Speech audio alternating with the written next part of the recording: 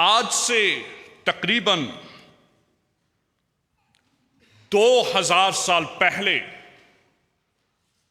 खुदावंद यस्सु अल मसीह को मसलूब किया गया।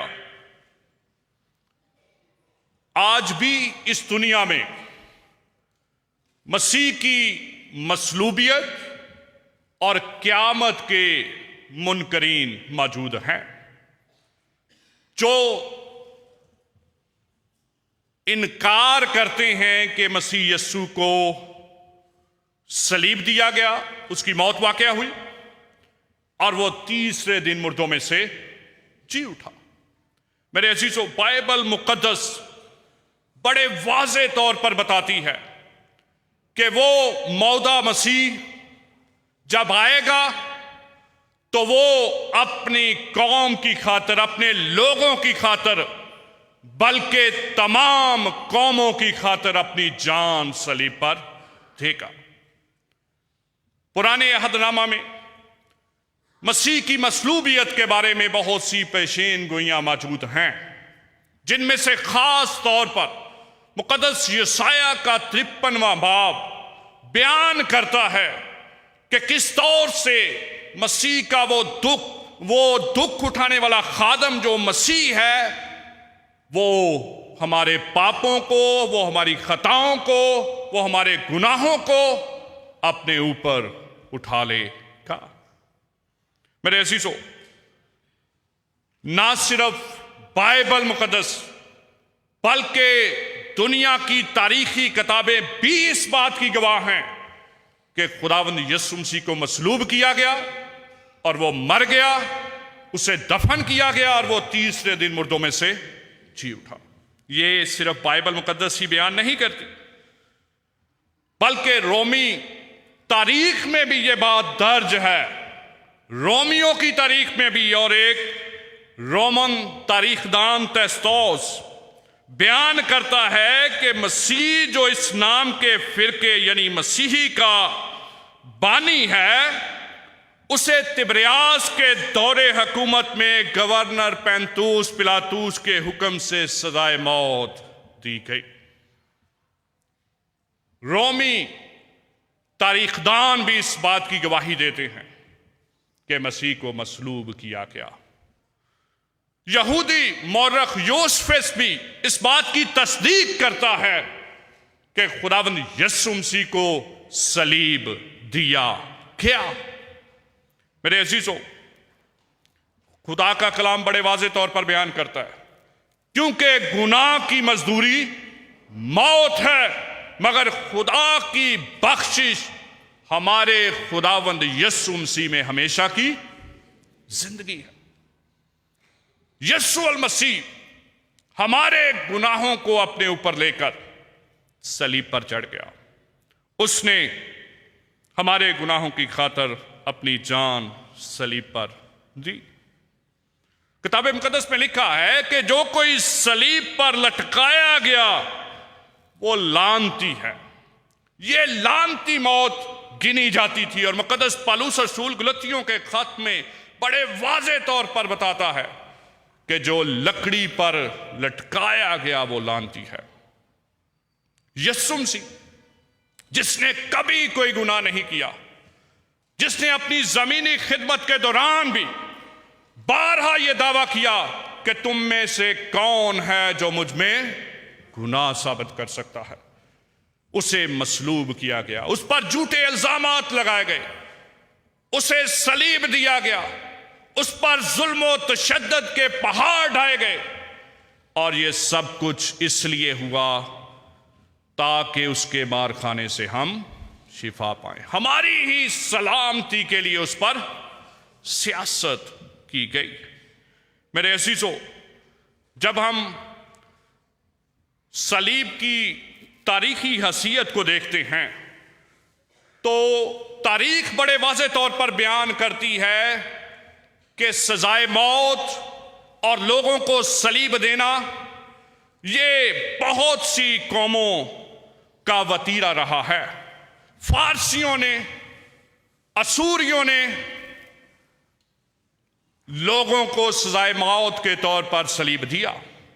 लेकिन जब रोमियों ने सलीब को सजाए मौत के तौर पर अपनाया तो रोमियों ने सलीब की मौत को एक बड़ा दर्दनाक अलमिया बना दिया, बड़ी दर्दनाक और बड़ी ही भयानक मौत बना दिया। और वो लोग जो डाकू और चोर होते थे और जो गुलाम होते थे, उन्हें सलीबी मौत दी जाती थी। मेरे अजीजों, जब हम सलीब के उस सारे मंजर को देखते हैं तो रोमियों का यह दस्तूर था कि जिस शख्स पर सजाए मौत वारद की जाती, जिन्हें सलीब की मौत का हुक्म सादर कर दिया जाता, जिस पर सबसे पहले उसके कपड़े उतारे जाते, उसे नंगा किया जाता, उसकी शर्मिंदगी लोगों के सामने उसे शर्मिंदा किया जाता। और ऐसा ही हमारे मसीहा के साथ भी हुआ, और ये सब कुछ इसलिए हुआ ताकि उसके मार खाने से हम शिफा पाएं। मेरे अजीजों, ना सिर्फ ये बल्कि उसके बाद एक पिलर के साथ, एक खंबे के साथ उस मुजरम को बांध दिया जाता और फिर कोड़े रसीद किए जाते। वो कोड़ा चमड़े के फीतों का बना होता और उस चमड़े के फीतों के अंदर हड्डियां और लोहे के टुकड़े जड़े होते थे, और जब वो कोड़ा लगाया जाता तो वो इंसान की चमड़ी उधेड़ देता था और वो सारी स्किन जो है उधेड़ देता था। जब खुदा में यीशु मसीह को सलीब दिया गया तो यीशु अल मसीह को इन सारे अमाल में से, इन सारे अवामल में से गुजरना पड़ा। उसके कोड़े लगाए गए, और रोमियों के कोड़े मारने का दस्तूर ये था कि वो गिनते नहीं थे कि कितने कोड़े मारे हैं। यहूदियों में तो खुदा ने शरीयत में बताया था कि 39 से ज्यादा कोड़े ना लगाए जाएं, लेकिन रोमी जब कोड़े लगाते थे तो उनके यहां कोई भी गिनती ना होती थी। इसीलिए कई बार जिन्हें मसलूब किया जाता था वो कोड़ों की मार के दौरान ही अपना दम छोड़ देते थे और वो सलीबी मौत तक भी नहीं पहुंचते थे। लेकिन मेरा और आपका मसीहा, उसने कोड़ों की इस मार को बर्दाश्त किया और उस पर लान तान किया गया, उसे ठट्ठों में उड़ाया गया, उसका मजाक उड़ाया गया, उसे अर्गवानी चोगा पहनाकर उसके सामने सिजदा किया गया और उसे कहा गया कि ये यहूदियों का बादशाह है, बादशाह सलामत। उसे मुक्के मारे गए, उसे तमाचे मारे गए और कहा गया कि अब नबूवत करके किसने तुझे मारा है। मेरे अजीजों, ये सारी लानतें, ये सारी मुशक्कतें खुदावंद यीशु अल मसीह ने हमारी खातर बर्दाश्त की। मेरे अजीजों, जब यीशु अल मसीह को मसलूब किया गया तो उसके दाहिने और बाएं तरफ 2 डाकुओं को भी मसलूब किया गया और उसे दरमियान में सलीब दी गई। जब खुदावंद यीशु अल मसीह ने इस कलमा को अपनी ज़ुबान मुबारक से अदा किया कि बाप इनको मुआफ कर, क्योंकि ये जानते नहीं कि क्या करते हैं, तो यूनानी ज़ुबान में जो लफ्ज़ यहाँ पर इस्तेमाल हुआ है यीशु ने कहा के लिए, वो है एलीगेन, एलीगेन। और इसका तर्जमा यह भी किया जाता है कि यीशु कहता रहा। और कुछ उलमा का ख्याल है, जिसमें से खास तौर पर चार्ल्स सॉन्डल कहता है कि यीशु मसीह ने जब ये कलमा कहा तो ये सिर्फ एक बार नहीं कहा कि ऐ बाप इनको मुआफ कर, क्योंकि ये जानते नहीं कि क्या करते हैं। उलमा का ख्याल है कि जब यीशु मसीह के हाथों में कील ठोंके जा रहे थे, तो मुसलसल यीशु मसीह ये अल्फाज उन लोगों के लिए अपनी जुबान से अदा कर रहे थे कि ऐ बाप इनको मुआफ कर, क्योंकि ये जानते नहीं कि क्या करते हैं। मेरे अजीजों, खुदावंद यीशु मसीह के ये अल्फाज, ये कलमा कहना उन लोगों के लिए जो वहां पर यहूदी, जो वहां पर रोमी सिपाही और वहां पर जो कहन, सरदार कहन मौजूद थे, उनके लिए था। और यीशु मसीह उनके लिए दुआ कर रहे थे कि ऐ बाप इनको मुआफ कर, क्योंकि ये नहीं जानते कि क्या करते हैं। मेरे अजीजों, ख्याल किया जाता है कि यीशु मसीह ने ये कलमा जब कहा तो यीशु मसीह खास तौर पर शफायत कर रहे हैं। और यशायाह की किताब उसके 53वें बाब की आखिरी आयत में बड़े वाज़े तौर पर मुक़द्दस यशायाह इस पेशगोई को बयान करता है जो यीशु मसीह ने सलीब पर जिसकी तकमील की। यशायाह की किताब उसके 53वें बाब की 12वीं आयत में यूं लिखा है उसके आखिरी हिस्से में, क्योंकि उसने अपनी जान मौत के लिए उंडेल दी और वो खताकारों के साथ शुमार किया गया, तो भी उसने बहुतों के गुनाह उठा लिए और खताकारों की शफायत की। वो जब ये कह रहा है कि ऐ बाप इनको मुआफ कर, क्योंकि ये जानते नहीं कि क्या करते हैं, तो दरअसल ये उस पेशन गोई की तकमील है जो मुक़द्दस यशायाह ने सदियों पहले मसीहा के बारे में की कि वो खताकारों की शफात कर रहा है। वो उन लोगों के लिए जो मसीह पर तशद्दुद कर रहे हैं, जो उस पर जुल्म कर रहे हैं, जो उसे मसलूब कर रहे हैं, जिन्होंने उसे कोड़े मारे, जिन्होंने उसके हाथों और पांव में कील ठोंके, जिन्होंने उसके सर पर कांटों का ताज रखा, वो उनके लिए अपने बाप से दरख्वास्त कर रहा है कि ऐ बाप इनको मुआफ कर, क्योंकि ये जानते नहीं कि क्या करते हैं।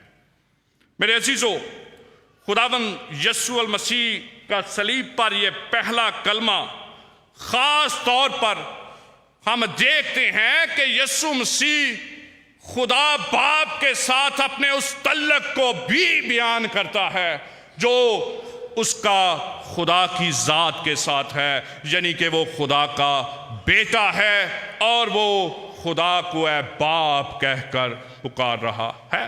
हालांकि यीशु मसीह को जब सलीब दिया गया तो उस पर बहुत से इल्जामात लगाए गए, जिनमें से एक इल्जाम यह भी था कि ये अपने आप को खुदा का बेटा कहता है, यानी कि ये इल्जाम भी मसीह पर लगाया गया। और यीशु मसीह उन लोगों की परवाह किए बगैर फिर भी कह रहे हैं कि ऐ बाप इनको मुआफ कर, क्योंकि ये जानते नहीं कि क्या करते हैं। तस्लीस का दूसरा कानून, यानी कि खुदा का बेटा खुदावंद यीशु मसीह तस्लीस के अकनूम अव्वल से दरख्वास्त कर रहा है। बहुत बार लोग ये सवाल उठाते हैं कि खुदावंद यीशु मसीह खुद भी तो गुनाह मुआफ कर सकते थे। यीशु मसीह ने ज़मीनी खिदमत के दौरान ऐसा किया। मफलूज के मौजज़े में हम देखते हैं कि जब उसे चारपाई पर लाया गया तो वहां पर यीशु मसीह ने उस मफलूज को कहा कि बेटा तेरे गुनाह मुआफ हुए, अपनी चारपाई उठा और चल फिर। और वहां पर जो फरीसी थे, जो यहूदी मौजूद थे, उन्होंने एतराज किया, अपने दिल में कह रहे हैं कि ये कुफर बक रहा है, क्योंकि गुनाह मुआफ करना सिर्फ और सिर्फ किसका काम है? खुदा का काम है। और यीशु मसीह ने वहां पर फरमाया कि क्या ये कहना आसान है कि जा तेरे गुनाह मुआफ हुए, या ये कहना कि अपनी चारपाई उठा और चल फिर, लेकिन इसलिए कि तुम जानो कि ज़मीन पर इब्ने आदम को गुनाह मुआफ़ करने का इख्तियार है। मेरे अजीज़ों, उस बदचलन औरत को भी मसीह ने कहा, जा फिर गुनाह ना करना। लेकिन यहां पर हम देखते हैं कि वो अपने बाप के पास दरख्वास्त पेश करता है। खुदा का बेटा खुदा बाप से कह रहा है, क्या बाप इनको मुआफ़ कर, क्योंकि ये जानते नहीं कि क्या करते हैं। मेरे अजीज़ों, इसका ये मतलब हरगिज़ नहीं है कि यीशु मसीह गुनाह मुआफ़ नहीं कर सकता था। बाप और बेटा एक हैं, और जो अलूहियत बाप की है, जो इख्तियार बाप का है, वो बेटे के पास भी मौजूद है। लेकिन यहाँ पर बेटा ख़ास तौर पर बाप के उस मिशन को पूरा कर रहा है जो बाप ने उसके ज़िम्मे लगाया है, कि उसने सलीब पर अपनी जान देनी है ताकि उसके जान देने से दुनिया के लोग गुनाहों से निजात पाएं। वो बाप की फरमाबरदारी करते हुए यहाँ पर बाप के सामने इस दरख्वास्त को रख रहा है, शिफायत कर रहा है, और उस पेशीन गोई की तकमील भी कर रहा है जो यसाया नबी ने की कि वो खताकारों की शफायत करेगा। मेरे अजीज़ों, खुदावंद यीशु मसीह ने अपनी ज़मीनी खिदमत के दौरान पहाड़ी वाज में फरमाया कि मैं तुमसे कहता हूं, लेकिन मैं तुमसे कहता हूं कि अपने दुश्मनों से मोहब्बत रखो और अपने सताने वालों के लिए दुआ करो। आसान नहीं था मसीह के लिए भी अपने उन दुश्मनों के लिए दुआ करना जो उस पर जुल्म कर रहे थे, जो उसे सलीब दे रहे थे, जो उस पर ताने कस रहे थे, जो उस पर ठट्ठे मार रहे थे। और यहां पर जब हम इस विर्द को देखते हैं तो यीशु मसीह के ये कलमा अदा करने के बाद भी उन्हें कोई परवाह नहीं, बल्कि लिखा है कि उन्होंने उसके कपड़ों पर कूड़ा डाला, उन्होंने उसके कपड़ों पर कूड़ा डाला, और लोग खड़े देख रहे थे, और सरदार भी ठट्ठे मार मार कर कहते थे कि उसने औरों को बचाया। अगर ये खुदा का मसीह और उसका बरगज़ीदा है तो अपने आप को बचाए। उन्हें उस वक्त भी कोई परवाह नहीं, लेकिन मसीह उनके लिए दुआ कर रहा है। मसीह ये कह रहा है, बाप इनको मुआफ़ कर, क्योंकि ये जानते नहीं कि क्या करते हैं। खुदावंद यीशु मसीह के कौलो फेल में तजाद नहीं, जो उसने पहाड़ी वाज में फरमाया कि अपने दुश्मनों से मोहब्बत रखो और जो तुम्हें सताते हैं उनके लिए क्या करो, दुआ करो। उसका अमली मुजाहरा यीशु मसीह ने सलीब पर करके दिखाया। मेरे अजीजों, यीशु मसीह अपने दुश्मनों के लिए बरकत की दुआ कर रहा है। सलीब जो लानत का निशान थी, मसीह के सलीब पर जान देने के सबब से वही सलीब बरकत का निशान ठहरी। और इस बात को याद रखने की ज़रूरत है कि सलीब सिर्फ मसीहियों के लिए एक निशान नहीं है, बल्कि ये एक तारीख और हकीकत है। और आज इस कलमे के वसीला से हम इस बात को सीखते हैं कि हमें भी, चाहे हालात कैसे भी हों, चाहे हमें एज़ार आसानियों में से गुजरना पड़े, हमें मसीह की तरह अपने दुश्मनों को मुआफ़ करना है और उनके लिए दुआए खैर करनी है। खुदावंद इस कलमा के वसीला से हमें बरकत दे और इस पर अमल करने की तौफीक अता फरमाए।